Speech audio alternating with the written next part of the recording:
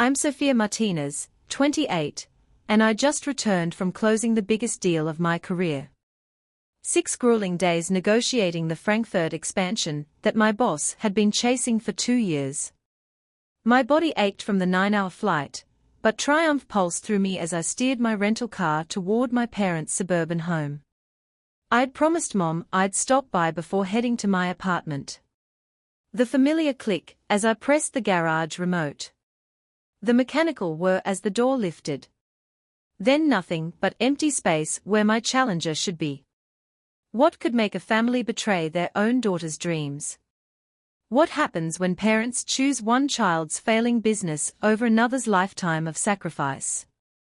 Before we dive into this story of family betrayal and sweet justice, let me know in the comments, what do you think happened to my car? Hit that like button if you've ever felt overlooked by your own family, and don't forget to subscribe, because this revenge story has twists you won't see coming. The familiar smell of pot roast, Mom's peace offering, wafted from the kitchen as I burst through the side door. They were waiting for me, Mom, Dad, and my sister Emma seated around the oak table like they were staging an intervention.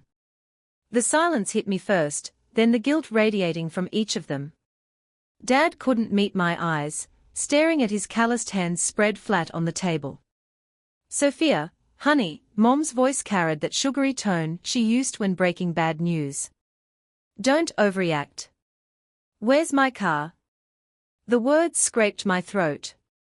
Emma straightened her shoulders, confidence plastered on her face like one of her makeup tutorials. It's just temporary, Soph. I'll pay it all back. Pay what back? My voice dropped dangerously low. Where is my challenger?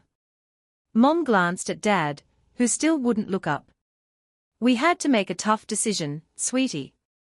Emma needed startup capital for her business, and we took it to Cornerstone Pawn. Dad finally spoke, his voice rough.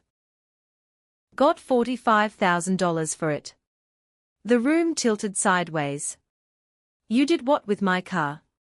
It's a loan against the car, not a sale, Emma jumped in. Once my cosmetics line launches, I'll pay it back with interest. You'll have your car back in no time. My mind flashed to the endless nights I'd spent hunched over spreadsheets at Morrison & Associates. 70-hour weeks for 6 years straight. Saying no to vacations, to a better apartment, to everything while I saved.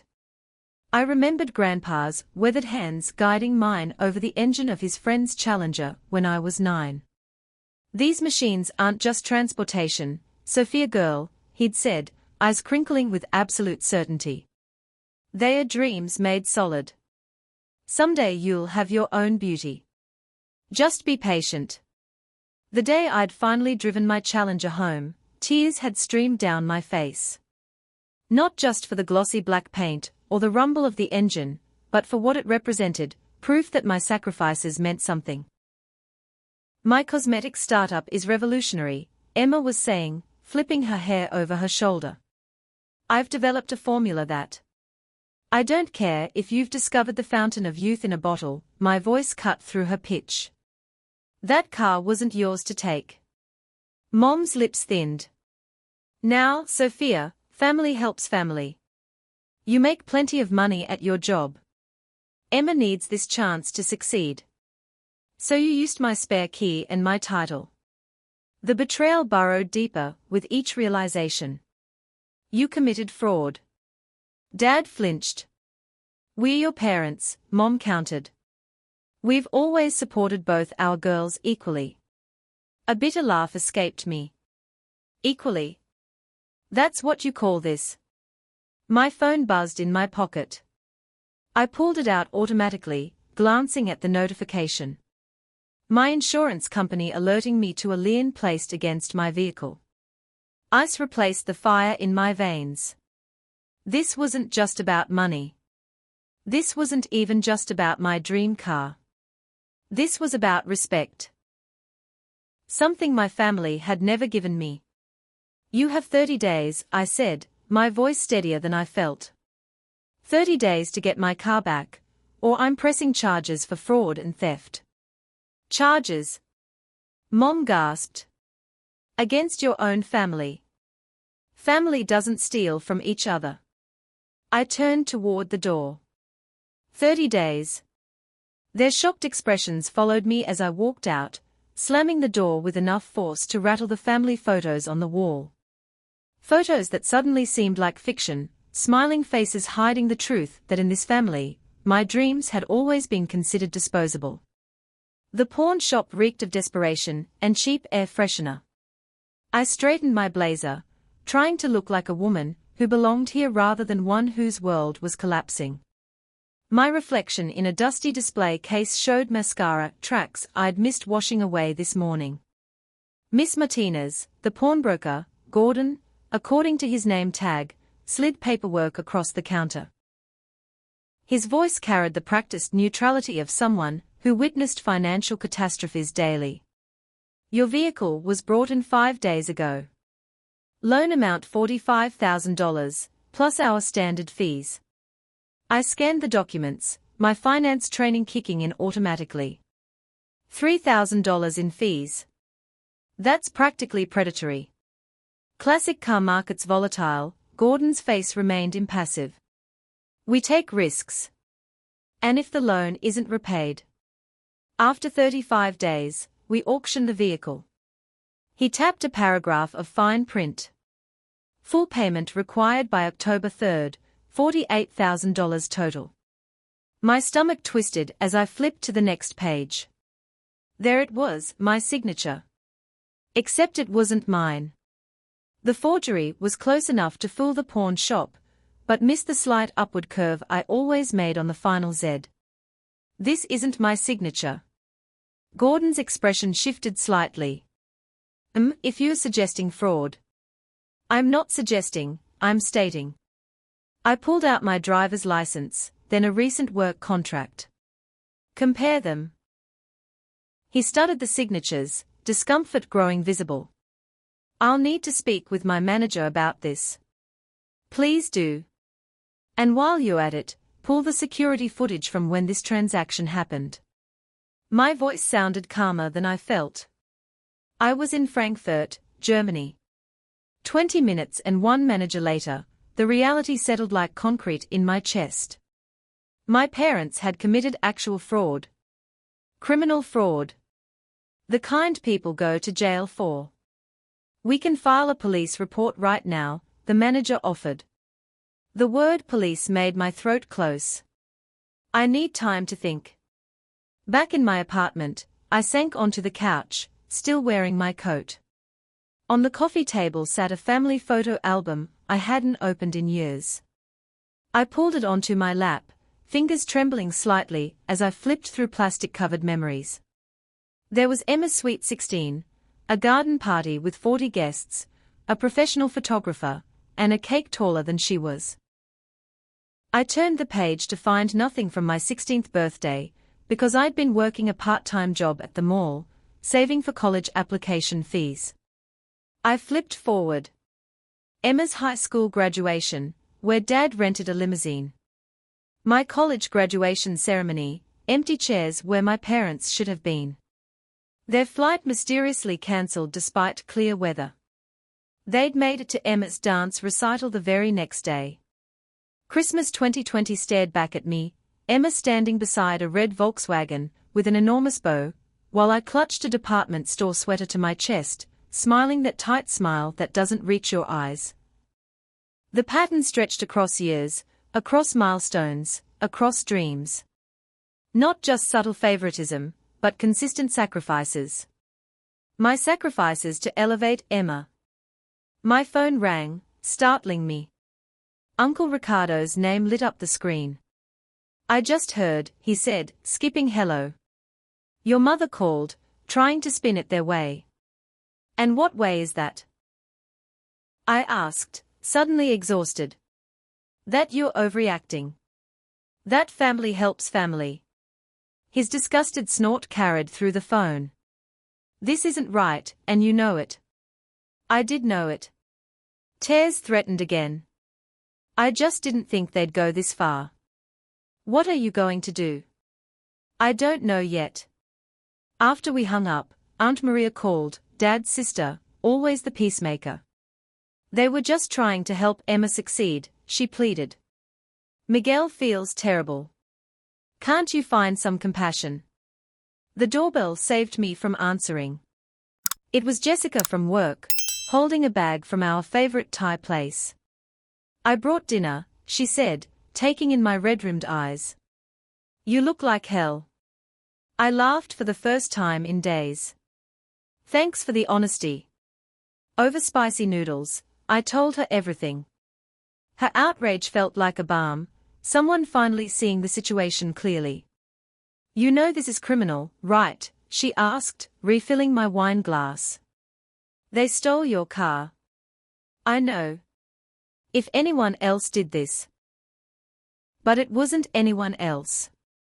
I set down my fork. It was my family. That makes it worse, not better. Jessica's voice softened. What does your boss say? That family can cut deeper than anyone. I'd broken down in Director Harrison's office earlier, something I'd never done in 6 years at Morrison and Associates. He's giving me space to handle it. The next morning I texted Emma, coffee. Noon.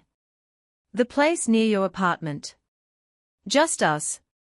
She was already there when I arrived, wearing sunglasses despite the cloudy day. Her bouncy confidence from the kitchen confrontation had evaporated. Let me see the business plan, I said, sitting down. What? The business plan. Financial projections. Marketing strategy. You know, the documents any legitimate startup would have before seeking investment. She fidgeted with her coffee cup. It's more fluid than that. Creative businesses. Stop. I held up my hand. Show me what you have. Actual documents. What she pulled from her bag was a mood board of makeup looks, a list of potential product names, and crude sketches of packaging. No supplier contracts. No formulation specifics. No financial modeling. This is it. My voice dropped dangerously low. This is what you stole my car for. Please now. I just needed a chance to prove myself like you did. Her lower lip trembled. Everyone always talks about how successful you are, how responsible, how I should be more like you. I earned my chance, I said, each word deliberate. I didn't steal someone else's dream. Her shoulders slumped.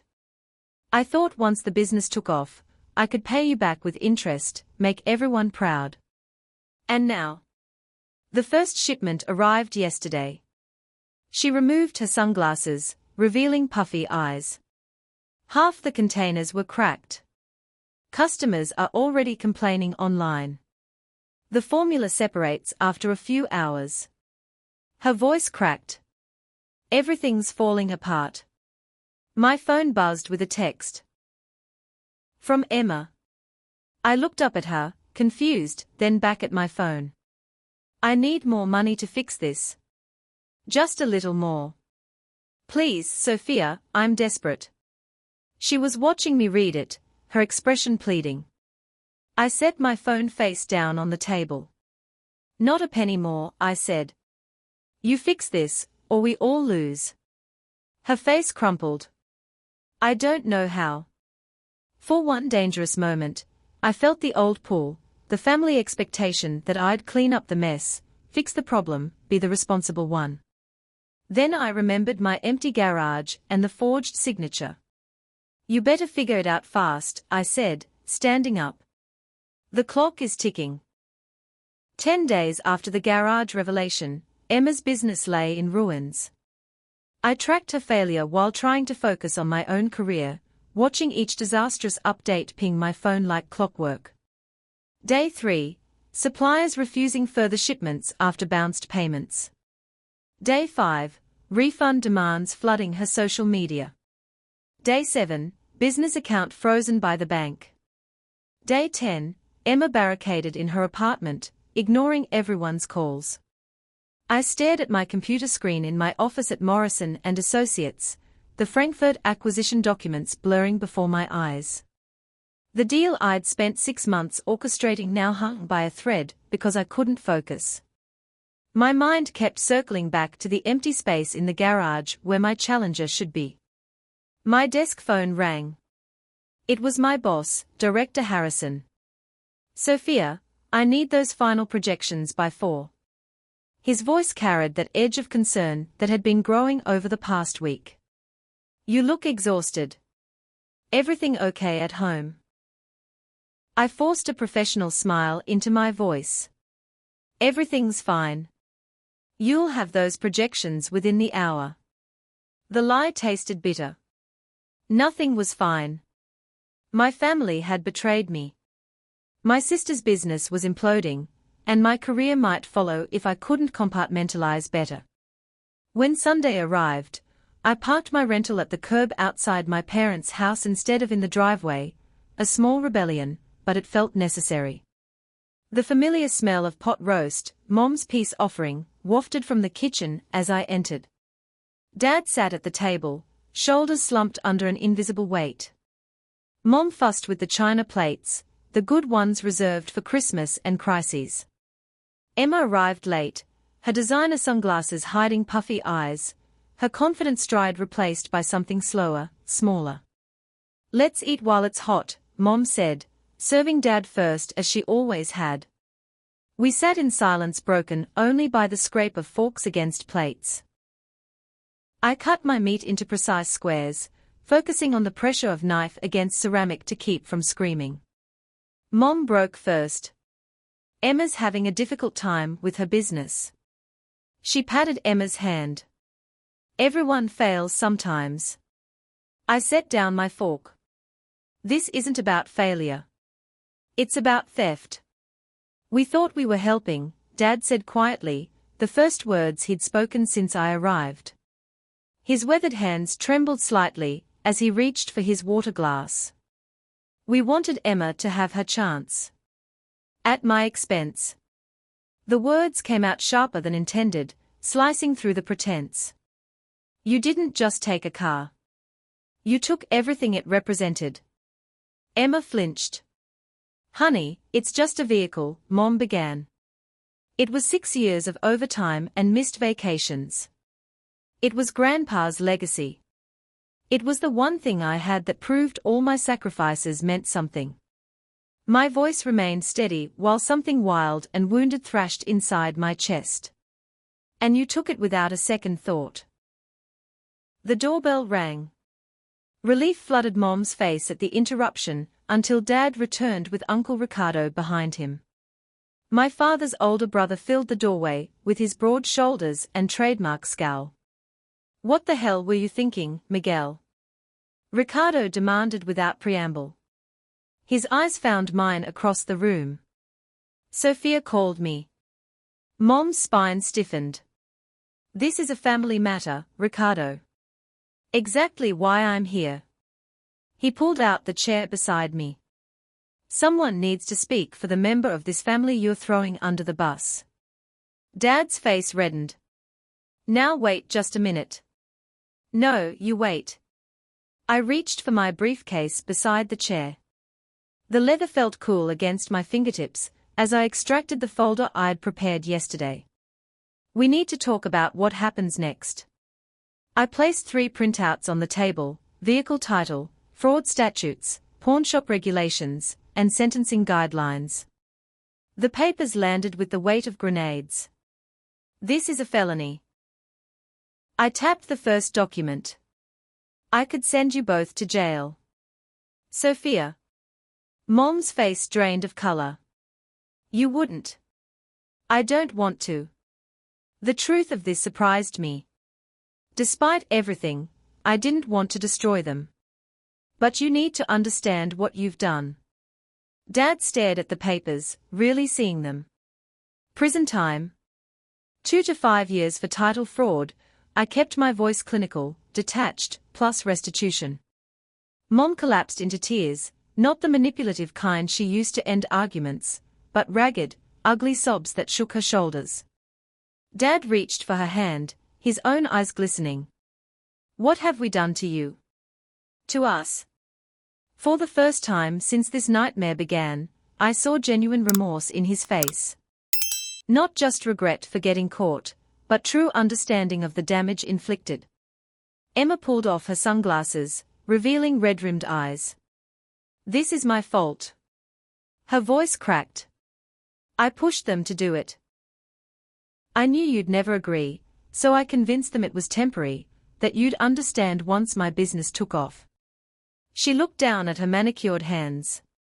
I never thought it would fall apart so fast. Uncle Ricardo leaned forward.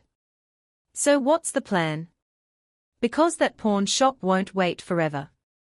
25 days, I confirmed. Then they auction the car. Mom dabbed at her eyes. What can we do? I pulled out a calculator. We need to figure out what resources we have. For the next hour, we assessed our options. Dad thought they could get a home equity line of credit for $30,000, but it would take 2 weeks to process. Emma agreed to sell her BMW and empty her savings account, which might yield another $12,000. I reluctantly committed $6,000 from my emergency fund. Uncle Ricardo watched this accounting with narrowed eyes. I can loan you $5,000, he finally said, but only because Sophia shouldn't have to pay for this mess. The math was brutal. Even pooling everything, we were looking at 15 days before we could gather the full amount. And the pawn shop required an immediate deposit of $15,000 to halt the auction process. I'll call tomorrow morning, Dad said, his voice steadier now. See if they'll work with us on the timeline. When I left, the weight on my chest hadn't lifted, but something had shifted. The betrayal remained, but now there was a path forward, difficult, uncertain, but visible. Back in my apartment, I sat on the edge of my bed, a framed photo in my hands. My grandfather stood beside a gleaming black Challenger, his arm around 12-year-old me. The summer light caught on the chrome bumper, and in his smiling eyes. Cars are just metal and chrome, Sophia girl, he'd told me once. It's what they represent that matters. In the stillness of my apartment, I finally understood what he meant. This fight wasn't just about getting my car back. It was about demanding the respect I'd earned. It was about teaching my family that my dreams mattered as much as Emma's. I picked up my phone and dialed my parents' number. Dad answered on the first ring. I'll help, I told him, my voice steady, but things will never be the same. The silence stretched between us, filled with everything we couldn't undo. I know, he finally said. We'll make this right, Sophia. I promise. I ended the call without saying goodbye. Some promises come too late to be comforting, but I'd take action over words any day. Tomorrow, we'd start the fight to reclaim what was mine, not just a car, but my place in this family. Emma stared at her reflection in the boutique's mirrored wall, fingering the delicate silk of her favorite Hermes scarf. Her collection, once her pride, now lay across the counter for appraisal. The shop owner studied each piece through narrow glasses, her lips pursed in calculation. I can offer $8,000 for the lot, she said, not looking up. Emma swallowed hard. These pieces had cost her over $15,000. But the pawnshop's deadline loomed larger than her pride. Done, she whispered, watching as the woman wrote the check. Across town, Dad shuffled into the warehouse manager's office, arthritis flaring in his knees. Night shift. The manager raised his eyebrows. Miguel, you haven't worked nights in 20 years. Dad sank into the chair across from him. Just temporarily. Need the differential pay. The manager studied the shadows under Dad's eyes. This about that car situation your brother mentioned. Dad nodded once, jaw tight. Family business. Starting Monday, then. He slid the paperwork across. Hope it's worth it. At home, Mom wrapped Grandma's silver candlesticks in tissue paper, hands trembling. These pieces had survived the Depression, witnessed 50 years of family celebrations. She placed them carefully in a box with the pearl necklace Dad gave her on their 25th anniversary. The pawnbroker at Fletcher's barely glanced at the items before offering $3,000, enough to cover next week's interest payment. My own sacrifices came in lost sleep and skipped meals. The Frankfurt expansion demanded constant attention, but I was taking extra accounts, pushing for the performance bonus that suddenly meant the difference between redemption and ruin. The deposit receipt from Cornerstone Pawn sat on my desk, proof that our initial $15,000 had postponed the auction. A small victory, hollowed by the bank's latest letter, HELOC approval delayed pending property assessment. They are making actual progress, Jessica said over takeout in my cubicle. Your sister called me. I looked up from spreadsheets, surprised. She called you. Wanted to know if the financial group was hiring for entry-level positions. Jessica twirled noodles around her fork. I was shocked. Later that week, I spotted Emma across the food court, barely recognizable in simple black slacks and a white button-down. No designer labels, no statement jewelry. She shifted her weight nervously outside Nordstrom's employee entrance, her first day. When my phone rang that night, her voice sounded smaller than I'd ever heard it. I had no idea of her words caught, 8 hours on my feet, smiling at people who treat me like furniture. And you've been working 70-hour weeks for years. I leaned against my kitchen counter, unsure what to say. All those times I called you boring for canceling plans, she continued. You weren't being boring. You were being responsible. 3 days later, we met at the coffee shop halfway between our apartments. Emma ordered plain coffee instead of her usual complicated concoction. Her makeup was subtle, her nails short and unpolished. I was entitled and selfish, she said without preamble. I'm so sorry, Sophia. Not just for the car. For everything. I wrapped my hands around my mug, feeling the warmth seep into my palms. Pretty words, Em. I know. She nodded, eyes steady. Actions speak louder. I'm trying to show you now. At my parents' house, Dad spread bank statements across the kitchen table, the harsh overhead light emphasizing every line on his face. He squinted at figures that refused to balance, adding columns for the 5th time. Miguel, Mom called from the study. Did you know about these? She held a stack of loan applications, all in Emma's flowing script. Credit cards. Personal loans. 3 different buy now pay later accounts. Nearly $80,000, Mom whispered. We had no idea. The next morning, they sat across from Mr. Winters at the credit union, the financial advisor they'd trusted for 20 years. This HELOC will delay your retirement by at least 5 years, he explained gently. And that's assuming no other financial surprises. Mom stared at her hands, wedding ring loose on her thinner finger. When I stopped by to drop off my portion of this week's payment, Dad met me on the porch steps. For once, Mom wasn't hovering nearby with excuses. We failed you, he said, voice rough with emotion, long before we took your car. I sat beside him, the weathered wood creaking beneath us. All those years, we praised Emma's dreams while dismissing yours. His calloused hands twisted together. You never asked for much, so we never thought you needed much. The Sunday evening sky turned golden, as we sat in silence. I know family stories like this can be triggering. Have you ever felt invisible in your own family? What would you have done in my situation?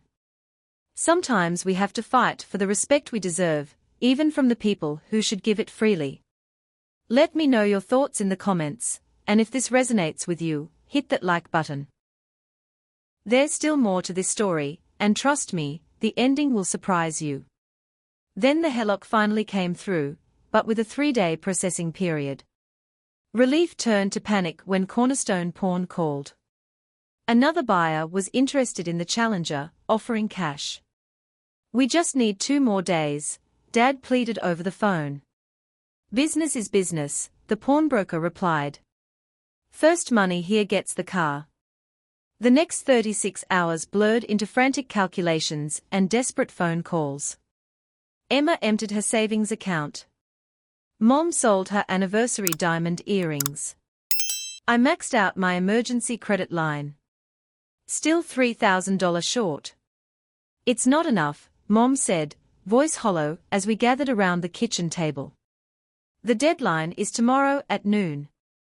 The doorbell rang, and Uncle Ricardo stood on the porch, checkbook in hand.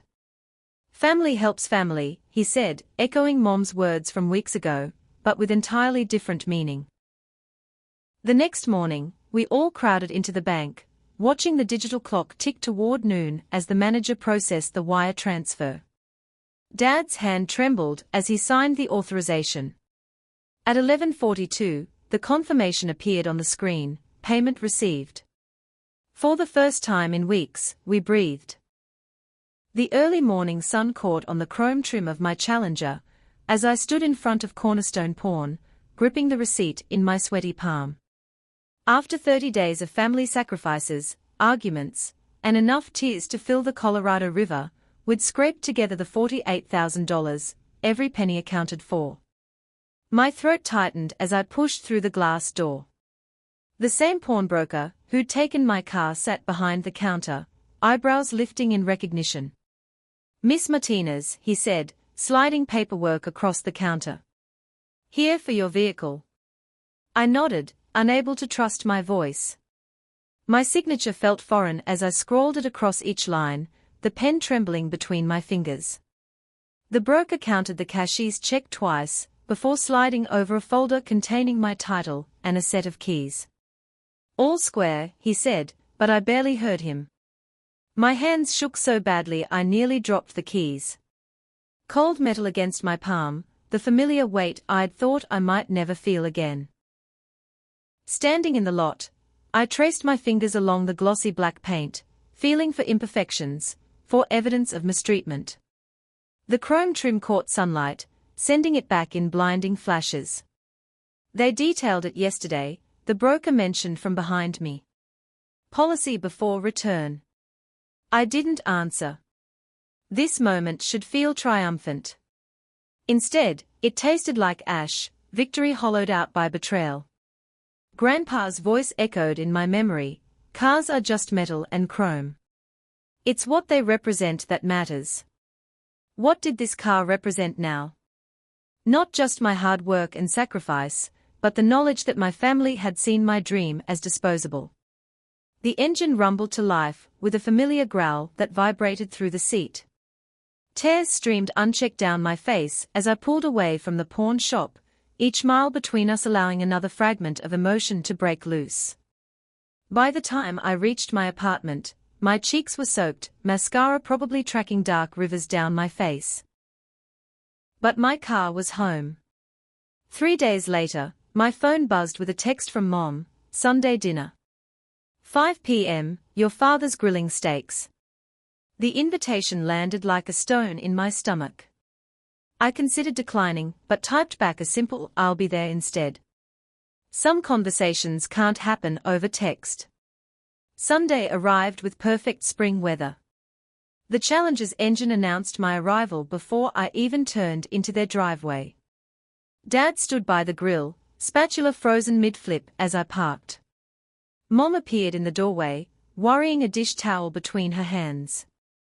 Dinner was an exercise in awkward silence, punctuated by requests to pass the potatoes or comments on the weather. Emma picked at her food, eyes downcast. Nobody mentioned the elephant sitting at the table with us. Finally, Dad cleared his throat, setting down his fork with deliberate care. Sophia, he began, voice formal as a stranger's. I've prepared some things I'd like to say. He pulled a folded paper from his pocket, hands visibly trembling. I betrayed your trust. I violated your property rights. I failed in my duty as your father to protect what matters to you. Each sentence sounded rehearsed but sincere, his eyes darting between the paper and my face. Mom reached across the table, tears spilling. Please forgive us, sweetheart. We were wrong. So terribly wrong. Emma straightened in her chair. I've been working at Macy's for 3 weeks now, she said, pulling out a small notebook. I've created a budget plan to pay back my portion. It'll take time, but every penny will be returned. They watched me, 3 faces tight with hope and fear. Healing takes time, I said finally, setting my napkin beside my plate. Trust isn't rebuilt overnight. The relief in the room was palpable, though no one smiled. They understood this wasn't forgiveness, just the willingness to try. 2 days later, I sat across from Rachel Holman, the lawyer whose card had been burning a hole in my wallet for a month. You have a solid case for criminal charges, she said, glasses perched on her nose as she reviewed the documentation. Title fraud. Identity theft. Your parents could face serious consequences. I stared at the family photo on her desk, 3 generations smiling in matching sweaters. What are my other options? Rachel leaned back. A formal repayment agreement. Legally binding, but without criminal charges. The next Sunday, we gathered around the dining room table again.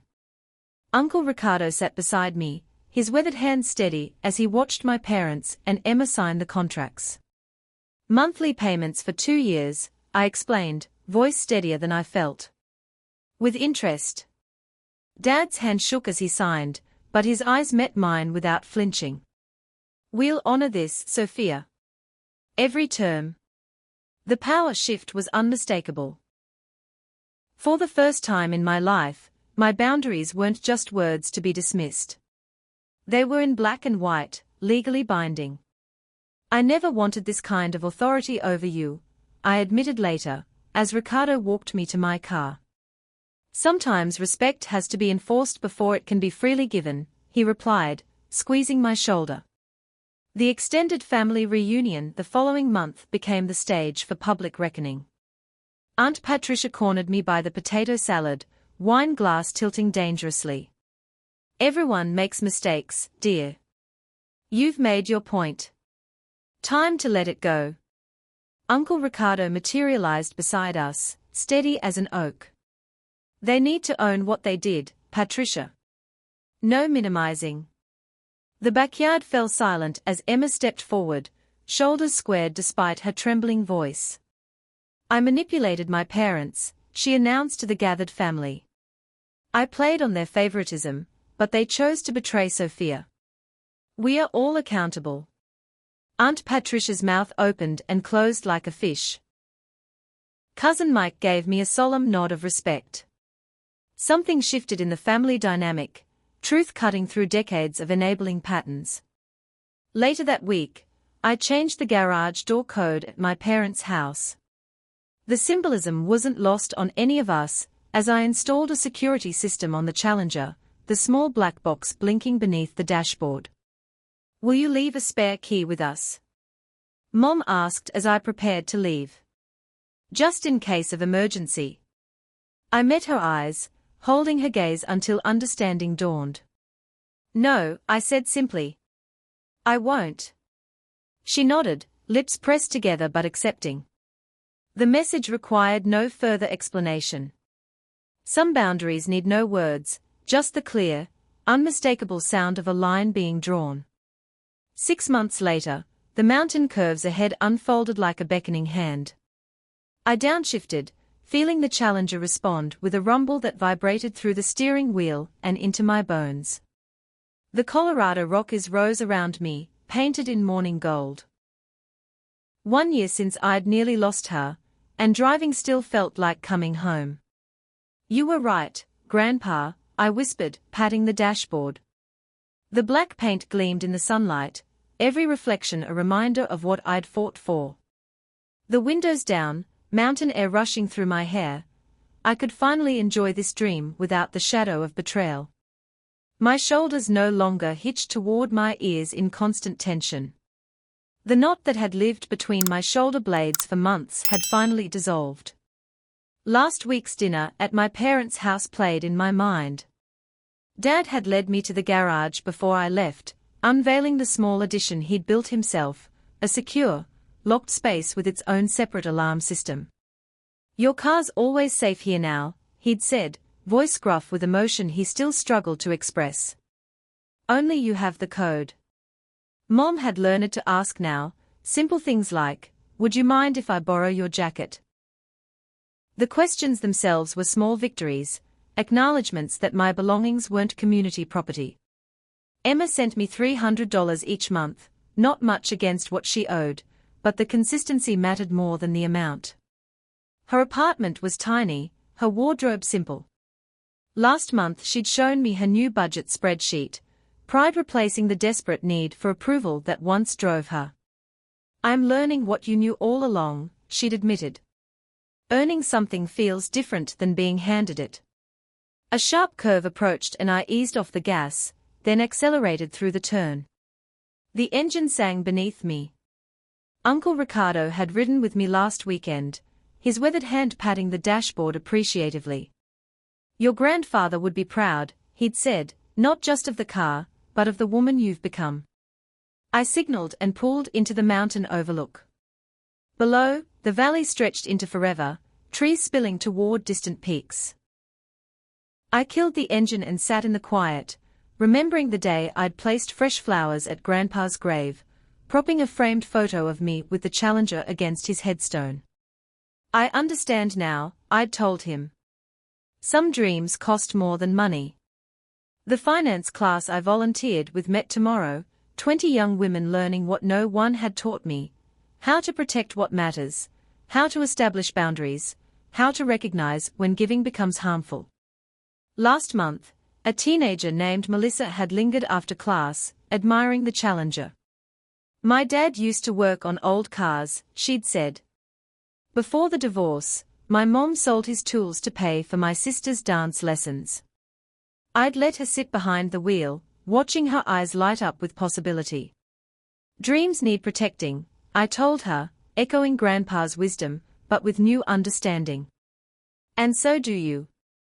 The sun warmed my face as I started the engine again, the road curving ahead, possibilities unmarked by guilt or obligation. Boundaries had cost me the fantasy of perfect family harmony, but they'd given me something better: authentic relationships built on respect rather than expectation.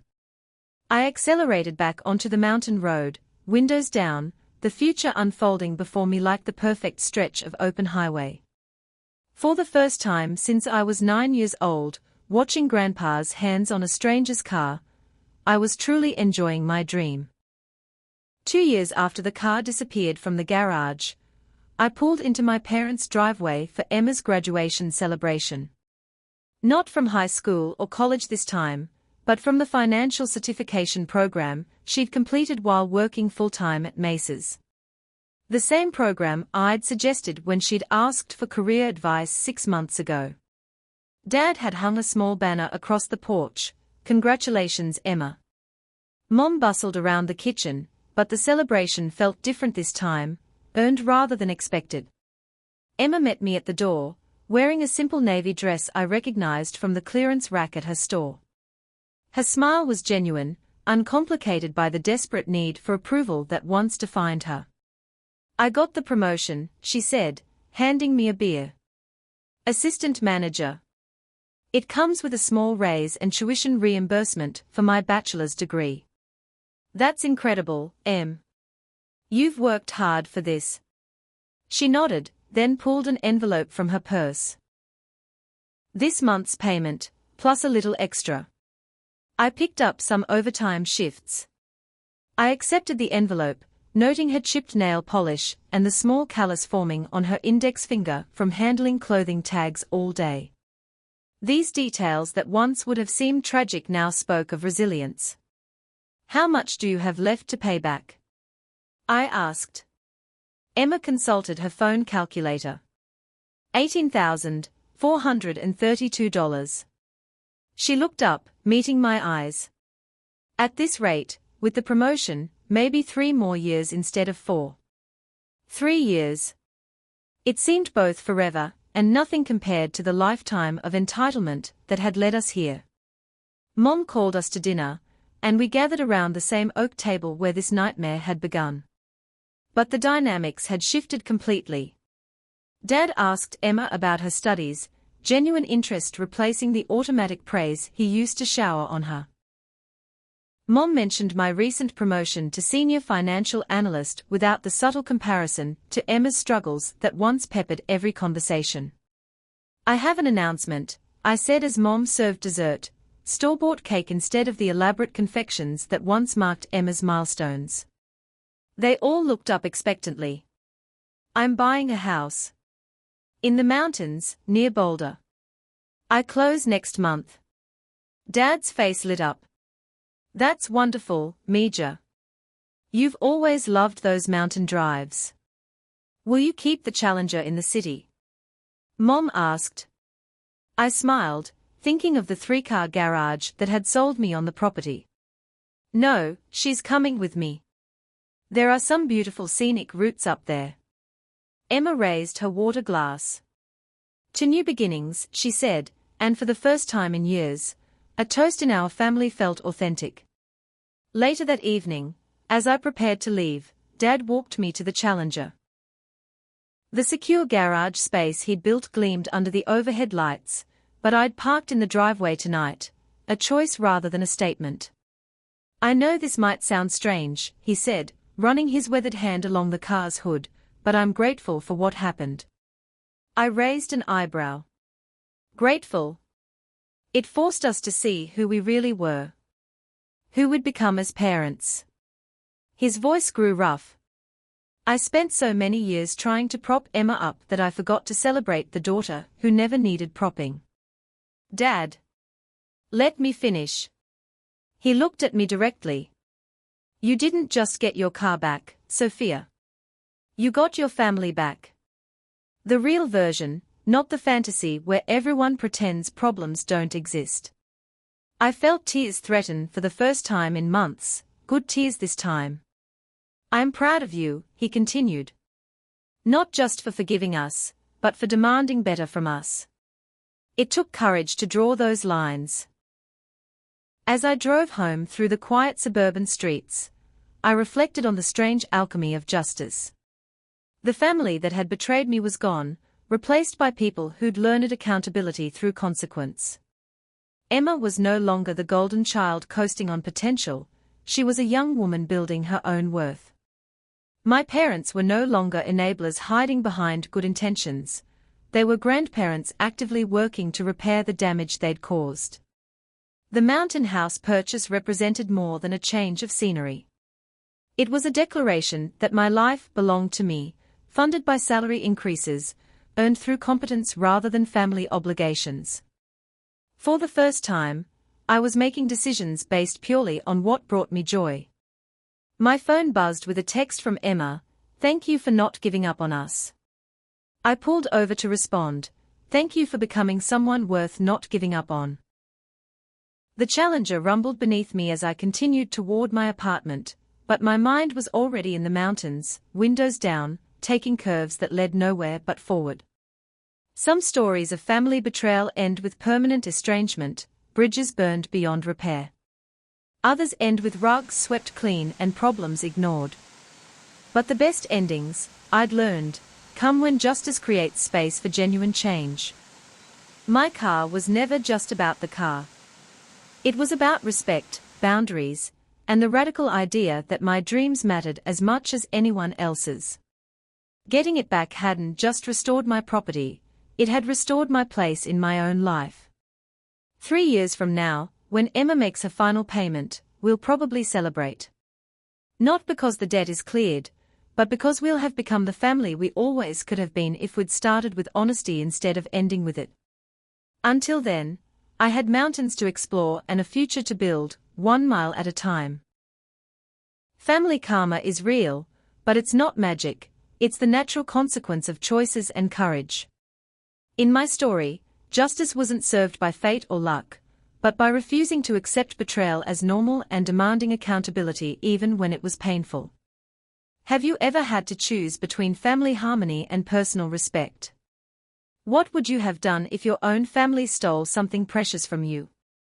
I've learned that sometimes the greatest act of love is refusing to enable destructive behavior, even when, especially when, it comes from people who are supposed to protect you. If this story resonated with you, please share it with someone who might need to hear that their boundaries matter too. Hit that like button if you believe that real family relationships should be built on respect, not expectation. And don't forget to subscribe for more stories about finding strength in the hardest moments of our lives. Remember, you don't owe anyone access to your dreams, your achievements, or your peace of mind, not even family.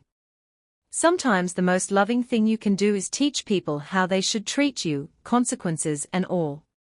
What's your take on family loyalty versus personal boundaries? Drop your thoughts in the comments below. I read every single one.